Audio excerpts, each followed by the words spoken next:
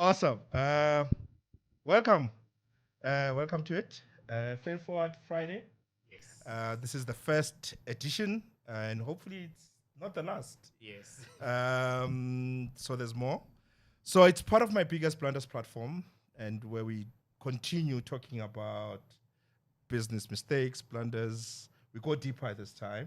So I'm not alone. I'm with my friend, entrepreneur. He likes to think of himself as a tech entrepreneur. I wonder, but anyway, he'll introduce himself.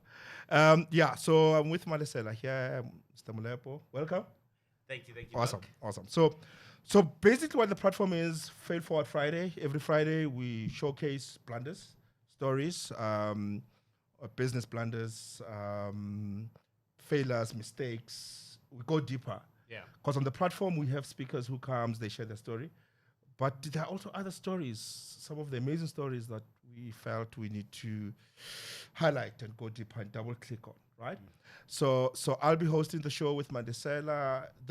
Basically the rule is I come with my story, I research my story.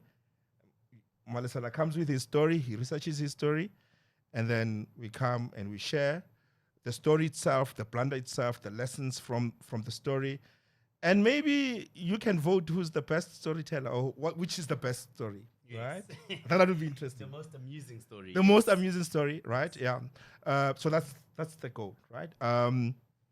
And of course, the idea is to have fun at failure.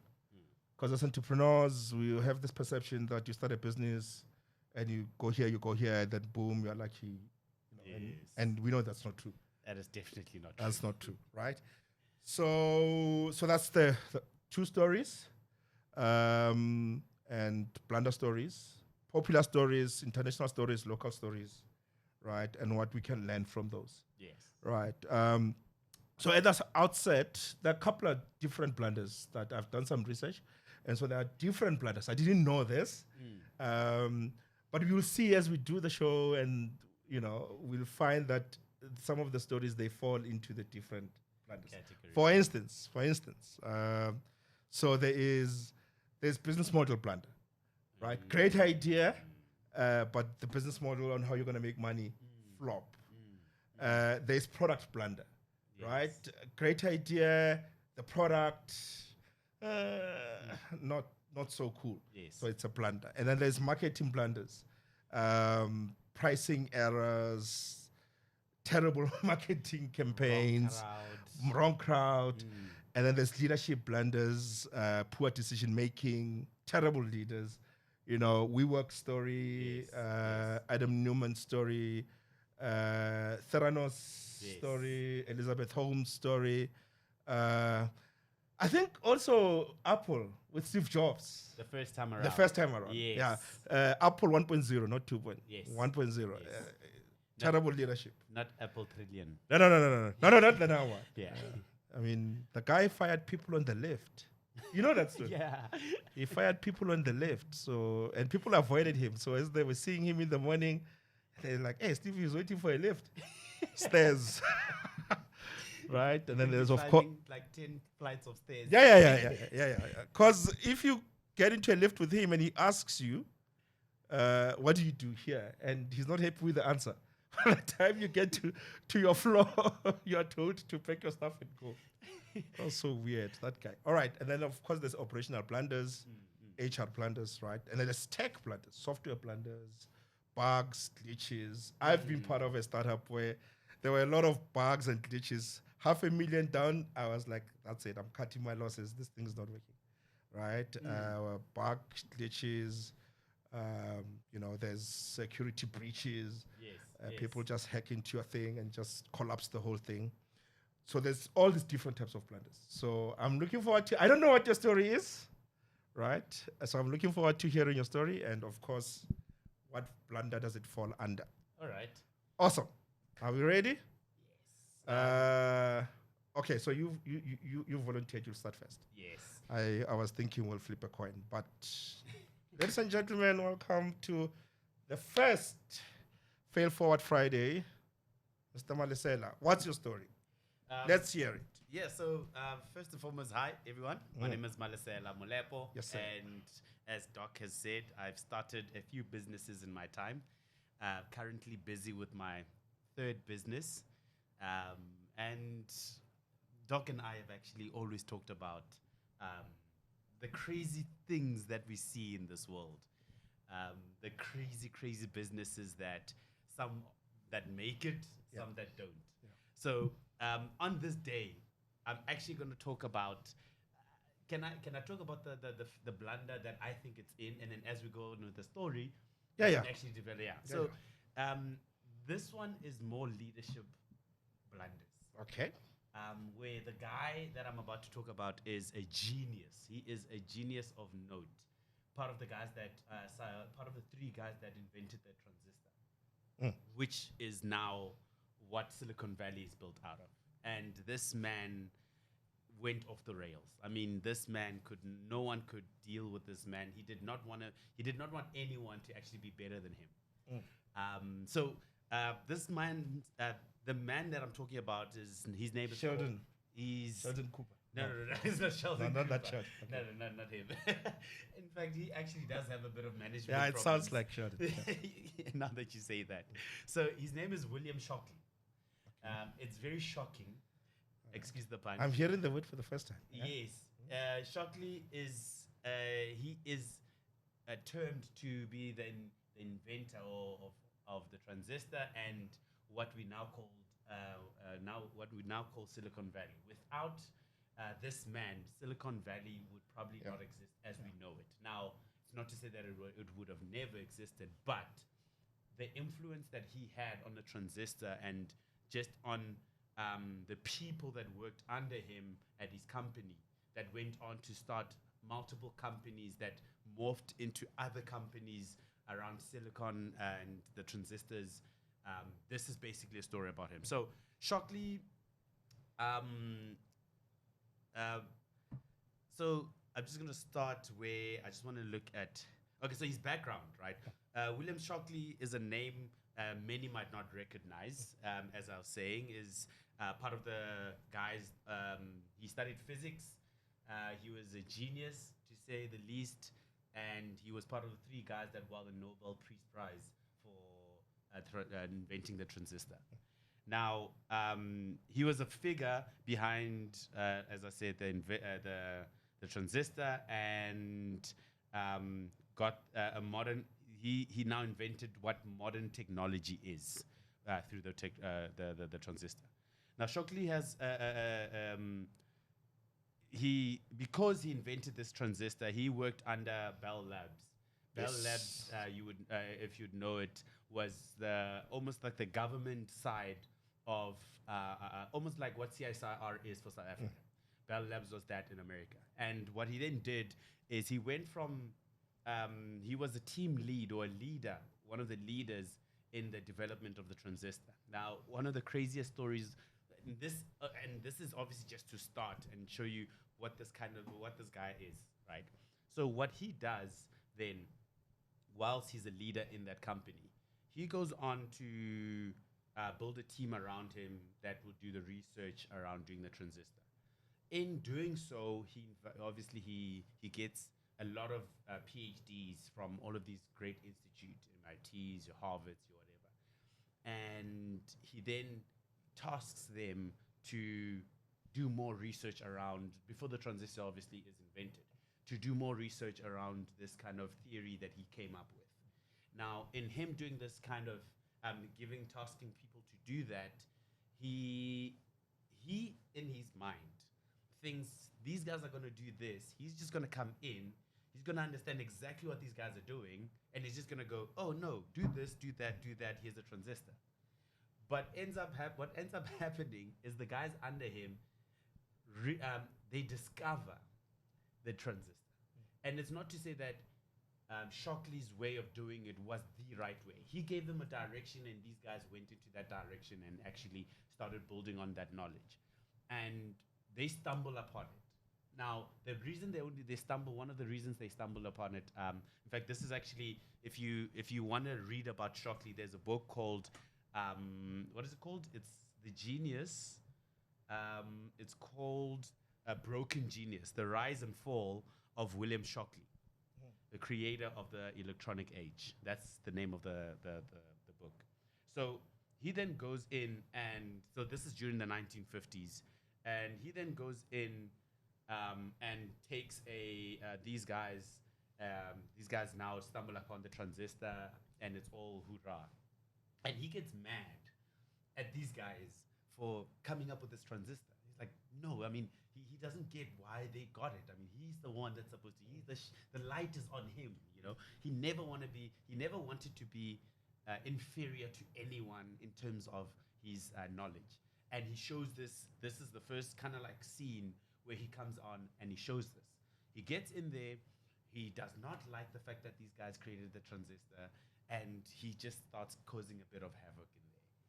And he obviously then, they talk about him getting the Nobel Peace Prize after that with two other co-authors of the paper, if I could say, the theory around that. And instead of including everyone to say it was the team's work, he wants everything on him. He wants to be seen as, listen, I am the man, I am the guy, I am him, you know, but he's not him because it's through teamwork, obviously, that this was actually able. So actually going back, they mention how when these guys found the transistor, they didn't find it according to exactly his theory. The spec, yeah. Yeah, something happened where they needed to do something else. Like it was something broke, and they had to do something completely different. And because they had to do it in that different way, they actually landed up in the transistor, like how finding the transistor. It wasn't to say his way was the way, actually. His way took them, the guys actually, the guys that were under him mention how, yes, his way took them to eventually getting the transistor, but if they didn't, and they were like, fair enough, if we didn't go that way, we wouldn't have realized that it's not the way to do it. But we did it another way. But then he then came up with this, and he started fighting everyone. It's supposed to be me. I'm the leader of this team. I'm the one that came up with this theory. But it's not about the theory only. Yeah. It's about the actual work that you do. And at the time, I think it was during just after the World War, and he was busy with other things and whatever. And that's why he had tasked other people to do that. So now the book goes into another part. Now, the story is that in the early 1950s, Shockley, fresh from winning the Nobel Peace Prize, decided he wants to start his own company in Mountain View, California, which is the valley, basically. He recruits some of the brightest minds in the field, and everything seems to go towards success. But things quickly go south, just because of, again, now I've given you the background of how this guy was at Bell. Now you bring him into his own company that he runs, and he gets all these genius guys, like I said, other PhDs. He recruits from all over the world, in fact, people from Oxford, people from wherever, right? Because they, what happened was that they saw, obviously, he won the Nobel Peace Prize. Now he has credibility. He spoke to someone, this investor gave him a whole sum it was like a breakaway out of another company, and he built this company with funds that would be generated for him in that sense. He then goes and takes that money, obviously hires all these people, and then he brings them into one company. Now, this is a person, again, with a bad rep when it comes to leadership, a very bad rep, and now he wants to run this company. He goes then, one of the biggest issues was that Shockley managed his management style, as I'll say. He was noticeably difficult to work with, often micromanaging everyone. And even when we say often, it's actually all the time. He never did not micromanage unless he was not there. Yeah. And the guys talk about how when he was there, things was just like not going in the right direction. But when he was gone, things were right. But when he was there, things were not right. So it was quite interesting to see that. It says here, his inability to delegate trusts his employees led to a significant internal strife within the company. In fact, moving forward, we're going to realize that these guys that pull out of this company are called what is it? The Betrayal 14 or something like that. It's famous guys that basically broke out and went to start their own company because they felt that the way Shockley was going was not the right direction.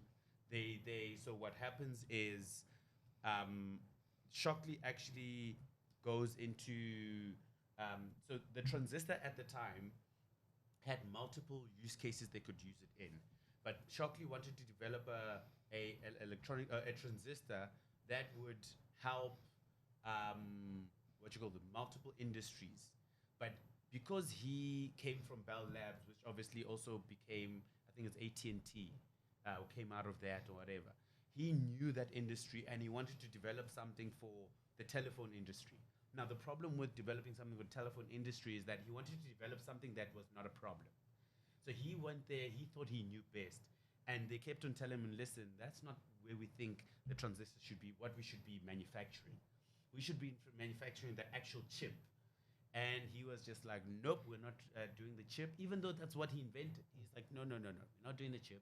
We're doing this. And this thing, we're going to manufacture it. We're going to do everything. And the guys, it's a no-brainer. These guys should come and buy from us.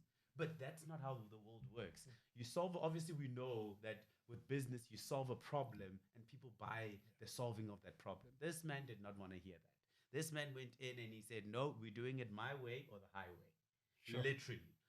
And things became so bad within the company that the strife was so bad that these guys, the 8 of these guys, then left, went to they went to the investor and sat the investor down and told him everything.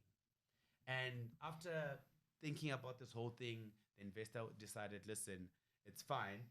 We're going to pull this company away from Shockley, but not pull it away from him. We're going to still have him as a consultant because he is brilliant and we need his mind and whatever. And they then Shockley then obviously was going to say no. So Shockley said, nope, that's not happening. And these guys said, okay, well, if that's not going to happen, we're moving. They all left. They basically pulled the other way around, I guess, in this modern day, which I think one day we should talk about. But OpenAI, what happened with OpenAI, where people said, okay, we're all quitting kind of thing. But in this sense, they were quitting for someone to stay. This time they're quitting because this guy wanted to stay instead of leave. And what then happened was they then left. They started their own thing. Started manufacturing that. That company also kind of like went downhill. And then, but they were going in the right direction, to say the least. In them going in the wrong direction, they then led to, they went to start Intel. This is how Intel was actually started. Is that eight of the 14 that actually left Shockley's company then went to do their own company, eventually then went to do Intel. And now we know Intel is one of the biggest technology companies in the world. But it's so crazy how, and again, I'll go back and cut it short, is that it's so crazy how this man went from, he's a genius, and he knew all he needed is just, it's almost as if he had this inferiority complex about him, where he didn't trust the fact that he can trust other people. I mean, this is actually, I didn't actually mention this. This man was so bad at just life. I'm sorry, but in life he was bad because his children, he did not have a relationship with his children. His kids, and his wife, in fact, he wanted to divorce his wife while she was on bed rest because she had cancer. He literally went there and said, listen, I think we should break up, while his wife was on bed and had cancer. This is how bad, like, it's so ridiculous. It's so ridiculous that there's actually people like this. How can you want to divorce your wife even though she has cancer on the bed, like dying, So he eventually obviously separated, divorced, went to another woman, but that woman had she was also kind of like a genius in her own sort, but she was the only one that could handle him. Because even when he went into that relationship, for instance, he said it from get-go, listen, this is who I am. And she accepted him for him. Apparently on his deathbed or at his funeral, there's no one. Because she thought, okay, well, I know my husband. No one is going to come anyway. That's how bad this man is. Now, you can take that. That's just outside. That's life. And you put it into business. It's a mess. It will be a mess. So yeah, broken genius. This man, Shockley, he really is shocking at what he was Sure. doing. So yeah, Doc. Wow. That's the story. Okay. I mean, very short. so it reminds me. So there's when you talk about approach to innovation. So there's two approaches to innovation. Yes. So there's what we call experimental innovation and Yes. conceptual innovation. So conceptual innovation is basically what I think Shockley had. He had this concept Yes. of this is how we're gonna do it, Yes. right? And here are the resources, go. Yes. And you move from here to there. So I have this concept, you chase the concept. And then there is the experimental innovation, which says we're just gonna tinker and we're just gonna experiment and we're gonna see what works and what doesn't work. We don't know what we're gonna get on the other side, Yes. but we're just experimenting and we'll see and we'll stumble upon. This is where stumbling upon things like the GPS, like the guys who came with the GPS. It was a side project. They were like asking them, "Oh, how about we do this?" And they experiment, and boom, there's a satellite, there's a GPS. Yes. You know, so I think Shockley was more like a conceptual innovator, and the thing with experimental innovators is it's quite interesting. Like who's this guy? Leonardo da Vinci, Yes. right? So he's an experimental innovator. So he has this canvas, and he just goes and right, and he'll see where the spirit takes him, and all his paintings are never signed off because he never arrives because it's an experiment. Yes. Mona Lisa Smile never signed off. The Last Supper never signed off. Right, you'll never see Leonardo da Vinci's signature. I remember right? there was actually, I think there's only one painting that he ever did Yeah. that was signed off Yeah, or something but like that. even when they discovered the Mona Lisa Smile, it was in a work in progress. Oh, heck. He died, obviously, Yes. and it was commissioned by this other rich guy, and they commissioned the work, and they said, okay. Then he drew the lady. I forgot the lady's name, the real lady's name, Yes, because the lady's name is not Mona Lisa, Yes. right? And then he died, and when he died, they had to go to his where he was staying and found stacks and stacks of paintings because according to him, it's experiment. So chances are, if he was alive today, Mona Lisa Smile would not look like that. It would have. That's interesting. That's very interesting. Yeah, okay. And yeah, I mean when you when you talk about these guys who are geniuses and they take credit for, I mean, it's like who's this guy? The light bulb guy. Yes. Yes. Thomas Edison. Edison. He didn't come up with those Yes, things, 'cause right? there was So someone in Europe and in London. yeah. that was doing the So same there are thing. all these people who come up with this and they take credit. David Steinhoff. So there's a story. Maybe we'll talk about it later. There's a story of David Steinhoff, the guy who claims the right to TV, the Okay. invention of TV. Yes. It actually was not him who came up with the invention of TV. It was this young boy, a farmer, not even a farmer. He was working at the farm. Yes. Philo Fenshoff, young boy, Yeah. came up with the idea. Looking at the whole thing, the fields, and came up with the whole thing. We can capture this, and right, came up with the whole concept of a TV. But he's a young boy from the farm, doesn't have money. Yes. David Steinhoff runs RCA. RCA runs radio. Yes. Right, they are the ones who made radio. Yes. Right, so they've got the patent for radio. Yes. Now he's looking for other ideas, and then he stumbles across this TV, and he's got a budget. So, and that's what happens with these guys: huge, unlimited budget, best brains, and then go. Here's the idea, go. Right, I've got the budget, and then I've got this idea. Yes. Get the best brains. It's the same as Tesla and Edison, right? Edison has got the budget. Tesla has got the right. So David Steinhoff, same thing, stole the idea, the TV idea from this boy, and now we think TV is an RCA. It's a budget. It's got the budget. So yeah. In America, they have this Funny thing. enough, sorry, it's funny enough you talk about Tesla because also Elon. People think Elon Yeah. was the one that So that- came up with Tesla, but it wasn't him. It No. was these two guys. People think Tesla is him. So what we're saying here is, if you have the budget, Yeah. you have the means to invest. Yeah. He who's got gold makes the rules. That's true. Right. So awesome. Sounds like an interesting story. I'm gonna get the book. Yes. So my story, quick. Everybody knows Warren Buffett. Yes. Warren Buffett, what do they call him of Omaha? They call him the What of Omaha, right? Yes. I love the guy. Not that because he's a billionaire, but I love the sense of humor. Yes. Like you hardly find billionaires with a sense of humor. Yes. Like he cracks jokes, like he's laughing. It's like not this serious, straight-faced person. I'm a millionaire. I don't have time to laugh. So he's got this sense of humor. So I mean, there's a whole documentary on Netflix or on online, even on YouTube. Being Warren. Being Warren, I've seen that. It's a brilliant documentary. But there are also all these other interviews that he gives on how he built his. He's quite an open guy, right? On how he built his wealth, and a lot of us, we know him to be this billionaire guy. He's never put a foot wrong, and he's built this massive wealth by himself. But he has blundered, right? When he bought the investment company, the holding company, Berkshire Hathaway. So he wanted to go to Harvard. He was rejected. He was not the smartest guy. Yes. And that's the thing, because we think these billionaires are smart people and geniuses, right?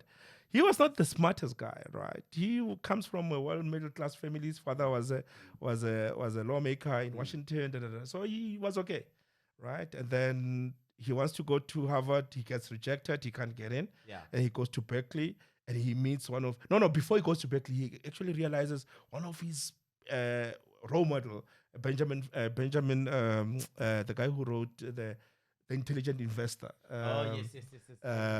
So he realized, this guy, he's teaching at Berkeley. I'm going to Berkeley. Yes. Right? So he goes there, he registers, he meets his role model, and he's inspired, and then now when he finishes, he graduates, he wants to work for his company. So he gets Benjamin Graham.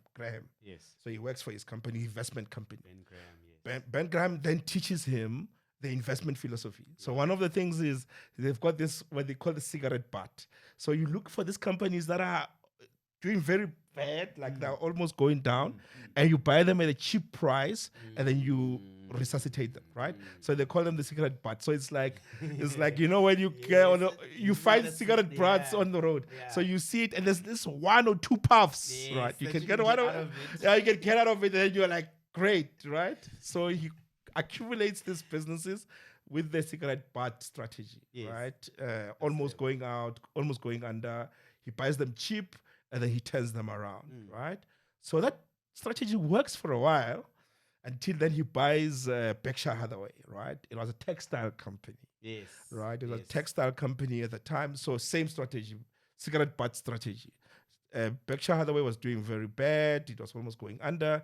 He comes in, he buys it, and he tries to resuscitate it, and it doesn't turn around because the economy, the textile economy is going down at the time. So it's going down. So he's frustrated, and I think he also had a disagreement with the owner, and he bought the whole thing, and he owns it, right?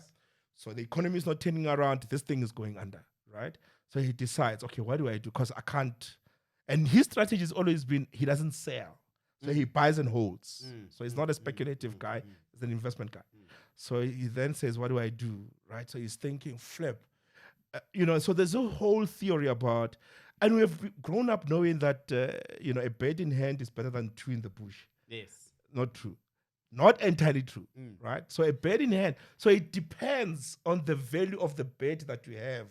The value of the bird that you have in hand has to be worth more than the value of the 2 birds in the bush. That's true. Because right? if you have 2 birds that are more valuable than the one that you have. Yes. This one cannot be more than the one in the bush. Yes. Right? So, and that strategy has always been premised on 3 things. One, if I make an investment. So, I mean, investment, whether shares or property, whatever, the principle is I put a lump sum here. Yes. And then 1, 2, 3 years, and I get return out. Yes. So that's the principle. Yes. Money in over a period of time, money out. Whether it's shares, property, business, buying shares in a business, you put a lump sum over a period of time, money comes out. Yeah. So that's the principle, right? So how much money are you going to? Because always the thing is how much money are you going to get at the end, right? And the point. How much are you going to get at the end? When are you going to get it, right? So you need to then decide 4 or 5 years, then I can get my return on investment, right? And then how confident are you? And this is the thing. How confident are you about this projection? So if you say I invest now, and then in year 1, I'm going to get 10,000. In year 2, I'm going to get 20,000. Year 3, how confident are you that you're going to get 10,000 in year 1? year Yes. 2, year 3, right? Yes. And this is where Warren got it wrong. Because he thought, I'm getting into this thing, cigarette butt, it's going to turn around, da, da, da. His projections were wrong. And this is a mistake that a whole lot of investors, entrepreneurs, we do. We come in, we have these projections, hockey stick, hockey stick thing. At the beginning, I'm going to make losses for the first 6 months, and then it's going to turn around and I'm going to make profits. Who says you're going to make profits? And I think that's, we don't question the assumptions that we make, right? And a lot of entrepreneurs are like, how do you know you're going to make that? No, I believe. No. Business doesn't work that way, right? Right? So Warren thought, no, cigarette butt strategy. Boom, it didn't work out. So he's sitting there frustrated. And then the question is, then what do you do, right? Then he met Charlie Munger. Yes. His business partner. So his business partner comes and says, no, that's the wrong strategy. So I think the strategy was you buy low valued companies, yes. at a low price. Yes, that are overlooked basically. Yes. So Charlie Munger says, no, that strategy is short-termism. It doesn't work. How about we buy fair valued companies at a fair price, not a overpay, but at a fair price, right? And then we hold on to them, right? And we get good management. So he's got this whole philosophy. We got good management in there, and we put money in there, and we go. But before he did that, he opened an insurance company. He bought an insurance company. Who's this, Warren? Warren. Okay. So he's smart. He's like, which business can give me cash without loans and government? Is like insurance, right? Because if people pay insurance premiums every month, I have cash coming in every month. It's not like everybody's gonna come and say I have a disaster all at once. Statistics. Yeah, statistically speaking, actuarial science speaking, it's not possible that everyone can have a crisis at the same time. So you have a cash cow. Right. So he bought this national something. Bought it, and then used the cash to invest in other businesses.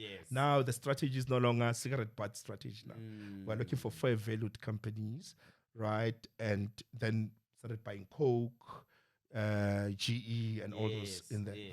But the lesson here is, one, you need to interrogate our assumptions. As entrepreneurs, we always have this rosy picture that I start here and it's gonna grow. It's not entirely true. That it's because in your mind it might go, but the economy might tanker. And then what? That's right. True. Right? You're not gonna come and say, I'm gonna pray, I'm gonna tithe the church. No. You didn't count the cost. So and I think that's what Warren did. He came in cheap, low price. I'll turn it around. He didn't interrogate the assumptions that actually those numbers that you have on your spreadsheet, that hockey stick projections, right? He did not interrogate. And that's a mistake that I see a lot of entrepreneurs make. You know what you're saying now is very close to home. Not with me, but with a friend of mine. It's so funny. But I remember there's this friend of mine, he bought into a franchise. But before they brought into that franchise, they had these numbers. Now, obviously, that's what franchises sell. They sell numbers, right? They sell, listen, this is the population, this is the amount of people that are coming in, and this is how much you're going to be making. And I thought to myself one day, I asked him, I was like, listen, how sure are you? Because this franchise, first of all, it's the first time it's coming to your area. It's not to say that it's like a KFC that put a black person next to a KFC, it's going to be selling. And the taxi rank. At the taxi rank. You know what I mean? It's not like that. It's not proven like that. It's proven where it comes from. But are the areas actually the same? You know what I mean? And I thought to myself, okay, well, if they trust that, I'm going to trust with them. It's going to work out. Needless to say, it's not to say that it didn't work out. It's just it happened at the wrong time as well. And you're right by saying that because COVID hit as they did this. And what then happened? No one was going to that franchise. But at the same time, even then, I still always think to myself, have you actually tested the market enough for you to say, this is the numbers that we're going to get? Or are you just thumb-sucking numbers so that people can buy your franchise? And more often, that's what happens. Yeah. Thumb suck, and then pray hard that those numbers come right. Exactly. And often it doesn't. Yeah. And I think we don't also do scenario A, scenario B, scenario C. We don't do those, right? Yes. So yeah, interesting. I mean, I wouldn't have thought Warren would have blundered That's like actually that. very cool. I've never heard of that story Yeah, before. yeah. And it's not told, but when I clicked deeper into the story and I tried to go into Berkshire Hathaway, I picked up. Oh, okay, Yeah, he this blundered man. there. Yeah. Awesome. Now with that, and obviously, I just want to tie my Yes. my story to yours, which is very interesting to say, and it's what we actually been talking about now. To say people, especially entrepreneurs, and you said it at the beginning of the show, at the podcast, is that people come in with their own preconceived ideas of what will work and what will not work. And if you've read the book 0 to 1, it talks about go test out and understand what the market wants and then build from there in that sense, right? Paul Graham writes a lot about that. And a lot of people don't do that. A lot of people don't go out and do an MVP first to see what actually is there really a problem I'm solving. So it's by Peter Thiel, right? Peter Thiel, sorry. 0 to 1. Yes. This guy says he defines a startup as a small entity that's figuring out what works and doesn't work before it scales. Yes. Right? Yes. So it's that mindset of experimental. Again, we don't know what works. We don't know what works. We're going to try and figure it out. And once we have figured it out, then we can grow. Yeah. Right? You don't just start and say, okay, year 2, year 3. As long as you have not figured out what works and doesn't work, it may take you 3 years, 4 years, 5 years. You remain small. Yes. Until you figure out the formula that works, and then you scale. Naval Ravikant said something along those lines. It's so. But now, obviously, with these two gentlemen. So the story, what I'm picking up from you is obviously there's a leadership blunder. Yes. You have geniuses, and I think it's not Jobs, but I think the guy Jobs left Apple, started Next. Yes. And he worked with the guy. I forgot the guy. He wrote the book. Yes. And the guy says, you don't hire smart people and then tell them what to do. Right? You hire smart people, they figure it out. And what he also says is the good thing about having an A team is you can bring an average idea, give it to them, and they will look at that idea. Either they will turn it around and make it great, or they'll discard it completely and come up with a brilliant idea. And that's why you need, an A team vis-a-vis an average team. So you have an average team, you give them a brilliant idea, they mess it up, right? And that's why, and I think that's what Steve Jobs learned when he came back. Yes. To say, you're John Ivey and all those guys. Yes. Brilliant guys. Give them what they need to do. Step back. Yes. Right? And give them a deadline. And let them do what they need to do. I mean, the famous story of the iPhone. Yes. Right? The two sides competing against each other. Yeah. But, he comes, guys, it needs to be small. It needs to do 1, 2, 3, 4, 5. Gives them a deadline. He leaves them. On the day he comes, they give it to him. Here is the thing, Steve. He's a pacer, right? He walks up and down. He takes that thing, looks at it, inspects it, right? And then there's a fish pond in the boardroom. He goes to the fish pond. He opens the top, right? He throws it in there, and it goes. So they're all shocked. Yeah. So it goes, right? And as it goes down in the fish pond, there are bubbles going up. Right? And he says to them, do you see these bubbles? It means there are spaces in the phone. Close those spaces, make it smaller. And he left. Right? So, and that's how you manage these guys. You don't tell them what to do like by micromanaging. You give them a space, they go and they do their thing. All that you do is you push them to be the best. Yeah, that's all actually very cool. Right? And I think what Warren does, I mean, he's also a very tough manager. Yes. But what Warren does is, at the beginning, he obviously made judgmental errors. Yes. Because he was the one who was buying and buying companies, and he saw his strategy not working. Yes. But I think what I sort of liked about him is a lot of entrepreneurs, they stick it out for years and forever. He saw this thing is not working. The economy is not in favor. Cut his losses. Yes. And then come up with another strategy. But also he's willing to partner with Charlie Munger, right? Which is actually the best decision Yeah, he's yeah, ever made.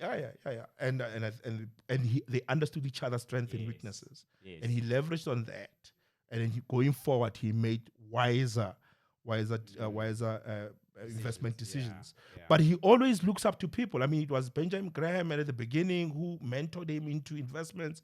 But going forward, refining his investment strategy, it was Charlie Munger as well. Actually very interesting because on the one side it is an actual fail forward, right? Yeah. But on the other side, it's a fail back, because this man did not learn his lessons. And eventually, and that's the difference between your man and my guy. My guy was open to mentorship. Yes. Your guy was, I don't need. I know it all. Yes, and that's what happened. Yeah. Great. Awesome. Great On that very same, I'm good. You're good. I'm very good. Yes. Awesome. I think it was a good pod. Yes. Is it a pod? It is a pod. It's a pod. Awesome. Wonderful. Thank you so much. Thank you, everyone. Enjoy the rest. See you next time. Subscribe, my biggest blunders. Yes. Like, share, and comment. And comment. Yes. Yes. What do you think of the stories? Yes. Yeah. Yes. Thank Awesome. you. Bye. Great.